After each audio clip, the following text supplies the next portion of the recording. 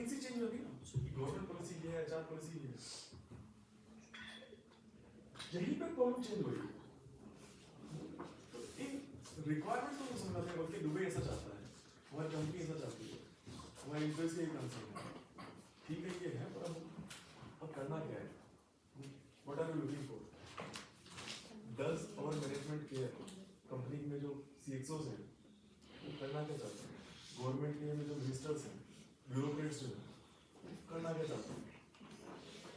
तो वो यहाँ पे बोल रहे हैं चल रहा है, अच्छा चल रहा है, फास्टर काम हो रहा है, चीपर काम हो रहा है, इसी वजह से हर चीज की प्राइस कम, इसीलिए यूरोप में महंगा भी है, राइट? हर चीज तो कॉस्ट इकोनॉमिक्स की आम जनता को फायदा होता है उससे, चीजें कम दामों में मिलती है आम जनता को, इकोनॉमिक जब ग्रोथ हो रही है चीजें कम दामों में मिलती है आराम से। तो दीज आर दी इश्यूज यहाँ पे। और अब सिमिलरली यहाँ पे हम जो यूरोपियन कंपनीज के लिए काम कर रहे हैं वो क्यों कर रहे हैं? वहां पे ये नहीं कर सकते, वहां पे तो ये उनको स्ट्रिक्टली फॉलो करना है। तो क्या फर्क क्या पड़ गया वहां पे क्या होता है? कंपनीज को क्या प्रॉब्लम आती है? सेल्स उसको प्रोडक्टिविटी भी लेस, उसी काम को करने के लिए उनको कम से कम 30% ज्यादा मिनिमम 30% ज्यादा स्टाफ चाहिए, 30% ज्यादा स्टाफ चाहिए।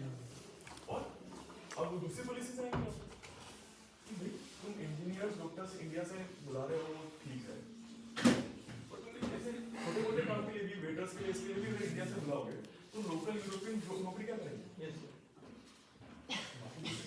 जो लोकल काम है, जो वेटर वाला काम है, तो इस तरह के सीनियर वेटर का जो कॉन्सियार्ड और जो दूसरे रोल्स होते हैं, कम से कम तो लोकल से कराओ, वरना यूरोपियंस तो नौकरी करेंगे ही नहीं, नौकरी मिलेगी नहीं। हम इतने कॉम्पिटिटिव हैं, आप देखते हैं क्या एनवायरनमेंट है हमारे घर में और स्कूल्स में, हम इतने कॉम्पिटिटिव हैं, यूरोपियंस को नौकरी मिलेगी नहीं, वेटर की भी नौकरी नहीं मिलेगी। बात समझ रहे? गवर्नमेंट ने लॉस बना दिए, तुम अगर बाहर से दूसरी कंट्रीज के फॉरेनर्स को ला रहे हो हमारी कंट्री में, सिंगापुर के भी स्ट्रिक्ट है, यूरोप के भी स्ट्रिक्ट है, कम से कम वो इतनी सैलरी ना हो कि मिनिमम इंजीनियर हो, मिनिमम डॉक्टर हो, इतने हो, तब हम उनको इस टाइप का वीजा देंगे। तो अभी और क्या अपॉर्चुनिटी इस सेशन में आप लोगों को मिलेगी, क्योंकि ये मेरा एरिया नहीं है जिसमें मोस्टली आप लोग काम करते हैं सोशल साइंस में, आपको यहाँ पे और अपॉर्चुनिटी मिल जाएंगी कि किस तरह का और रिसर्च किया जा सकता है। What I'm telling you is currently what we are doing for these companies in Europe. This is what we are currently doing. तो आप इसमें रिसर्च इश्यूज देख सकते हैं, रिसर्च अपॉर्चुनिटी देख सकते हैं, रिसर्च गैप देख सकते हैं।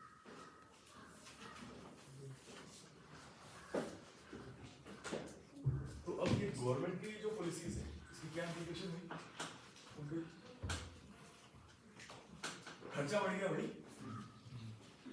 सीधे सीधे 30% 40% इंक्रीज हो गया ऑपरेटिंग कॉस्ट का, तो ऑपरेटिंग एक्सपेंडिचर्स है 40% का। वहां पे एक वेटर की सैलरी 50,000 यूरो है, एक वेटर की सैलरी, जो हमारे यहाँ से इंजीनियर, जो मुझे पीएचडी के बाद वहां पे जाऊंगा मुझे 50,000 यूरो ही मिलेंगे, जब मैं कॉर्पोरेटली अप्लाई करा मुझे 50,000 यूरो का ऑफर था, वो वहां की वेटर की सैलरी है। आप देख सकते हैं what does it mean, company के ऑपरेटिंग बैलेंस शीट में क्या मतलब है उसका। हमारे यहाँ के आईआईटी से क्या बेस्ट पीएचडी वाले को सैलरी मिलेगी, वो वहाँ के एंट्री लेवल वेटर को मिल जाएगी, इसका खर्चा। और हर एक के अंदर तो फोर्स वहाँ से आ रहा है, नीड वहाँ से आ रही है, एक तो वो पैसा, खर्चा ज़्यादा बढ़ रहा है, दूसरा है कॉम्प्लेक्सिटी, लाइफ भी तो आसान, तो पैसा तो एक चीज है, चलो भी पैसा है मेरे पास, खर्च कर दूंगा।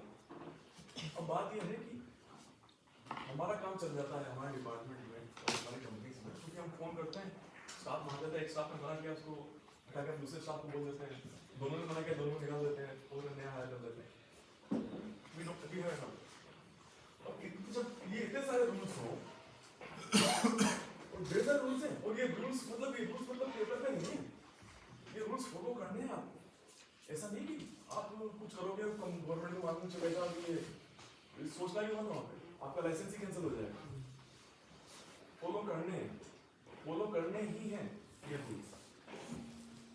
तो वो अब जब इतने रूल्स रूल्स आपको फॉलो करने हैं। अब मिडिल मैनेजमेंट क्या सोचे क्या हो, अच्छा मुझे रिक्रूटमेंट करना है, वैकेंसीज निकालनी है।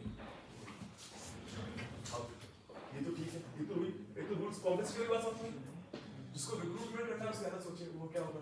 अब मुझे 150 इस एक जगह पर 150 का स्टाफ मेंटेन करके रखना है, इसमें मिनिमम सैलरी 50,000 यूरो है, सीनियरिटी के साथ बढ़ती चली जाएगी। वो खर्चा दिख रहा है, जितना मैं रिक्रूट करूंगा उतना वो उस हिसाब से तो स्टाफ कितना चाहिए और वो भी अलग अलग लेवल से। तो होटल में कितने सारे स्पा है, स्विमिंग पूल है, रेस्टोरेंट है, पेस्ट्री का अलग है, बेकरी अलग है, बार अलग है, and many other all 5 star facilities you can imagine and 24 hours services. और 24 आवर्स हमको सर्विस लेवल मेंटेन करके रखने हैं। ऐसा नहीं कि रात के 4 बजे फोन आया कि चाय मिला दो, नहीं अदरवाइज चाय चाहिए हमको तो मना कर दो आप, क्या 5 स्टार हमने कहा हमारे इंडिया में कुछ सुबह 4 बजे भी हमको चाय मिल जाती है और तुम 5 स्टार होकर भी मना कर रहे हो फिर चाय के लिए, क्या मतलब इतना लंबा हमें चाय करना है तो मेंटेन सर्विस लेवल। अगर वो ट्रेड ऑफ्स क्या होते हैं, हर एस्पेक्ट पर रिसर्च होता है।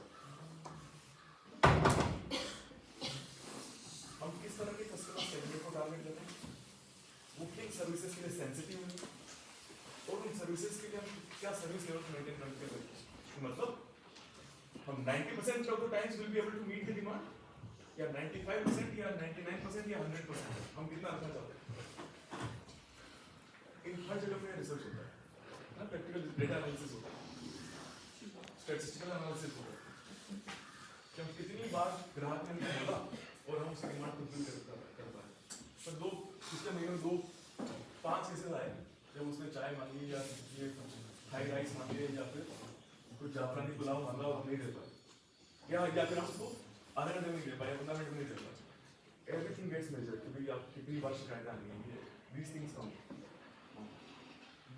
तो ये होता है सर्विस रिलेटेड एस्पेक्ट्स कि आप सर्विसेज पे, सर्विस क्वालिटी पे कितना फोकस कर रहे हैं, फर्क पड़ता है नहीं पड़ता है। वो ये कंपनी पॉलिसीज हैं और ये पॉलिसीज हमारे जैसे लोग डिसाइड करते हैं।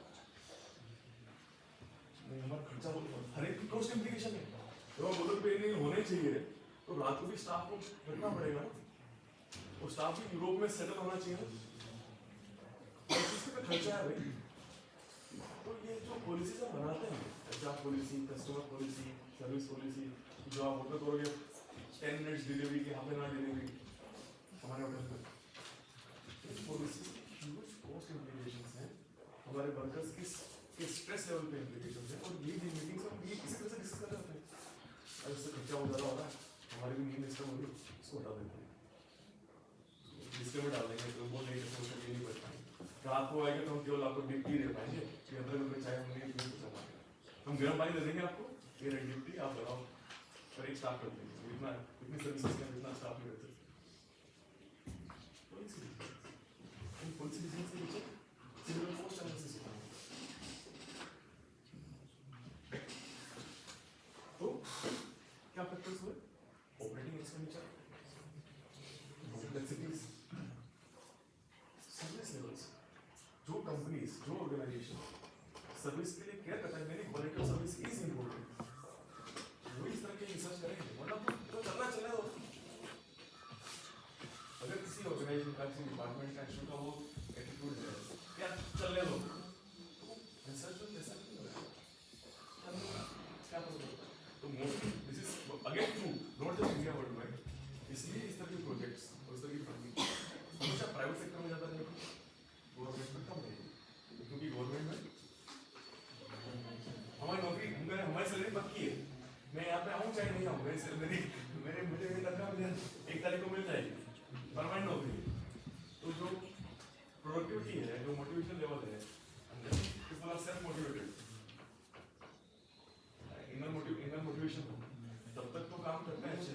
पर नॉर्मली जो हमने देखा है, मूवीज में देखा और पर्सनल लाइफ में भी देखा है कि एक बार नौकरी परमानेंट होने के बाद थोड़ी प्रोडक्टिविटी डाउन रहती है, स्टाफ करना करके नहीं, फोन भी नहीं उठा इंडिया में नहीं, बाहर भी नहीं उठाता है। मेरी नौकरी पक्की तो नहीं उठाता, बाहर भी नहीं उठाता। एक बार नौकरी पक्की होने के बाद, and this is on average true. We will find exceptions everywhere. Again, statistics. कि हम अगेन स्टैटिस्टिकल कोर्स में भी